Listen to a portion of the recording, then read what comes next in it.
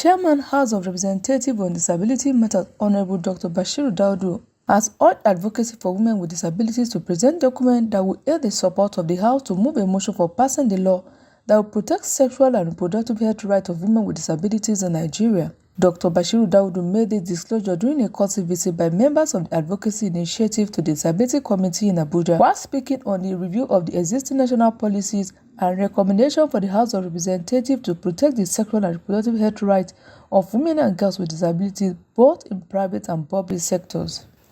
Honorable Munachi Aloze, who represented the Chairman House Committee on Disability Matters, implored head and members of the Advocacy for Women with Disability Initiatives to document all necessary requests of the advocacy group for proper presentation at the National Assembly for necessary action.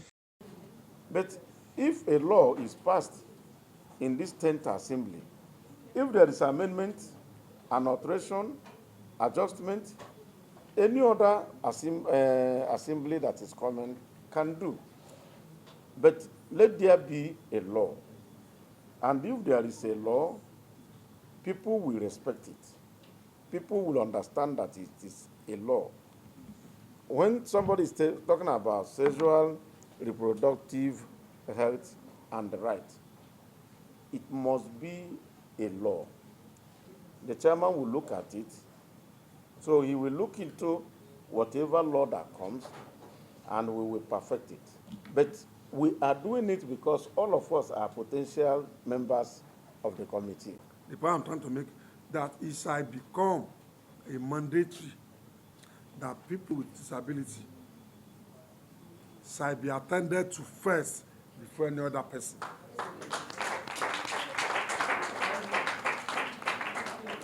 This 10th Assembly, this committee is taking your matter more seriously than ever, and we are not doing you any favor.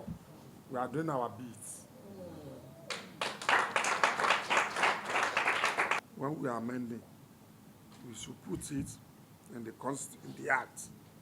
Like I become mandatory for any service providers in public and private facility.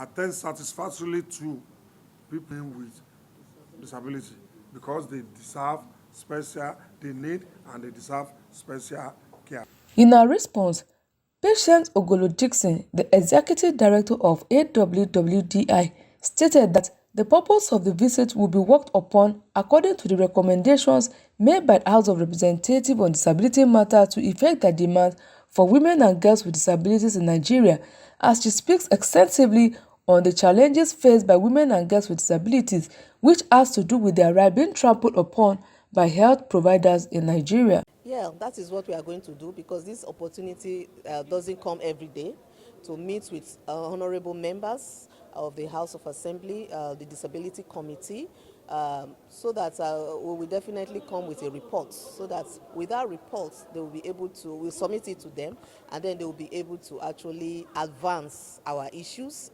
as regards sexual reproductive health and rights for women and girls with disability. We agree that there's already a law, the Discrimination Against Persons Prohibition Act, but we also need a kind of review because that law does not capture the specific needs of women with disabilities. So it is very, very key that we are doing this today so that we can also add our own issues to the review of that law when the time comes. Big issue in Nigeria. In fact, it's a global issue. And then when it comes to developing countries like ours, it's a so much double issues as well. Without data, it is difficult for people to plan.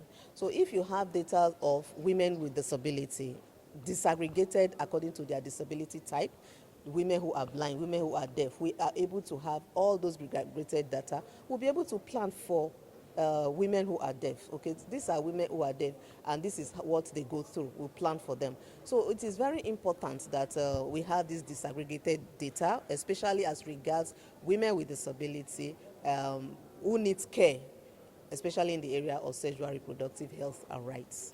Women and girls with disabilities have equal rights with every other individuals in the society, as their right to sexual and reproductive health must be given priority by health providers in the country.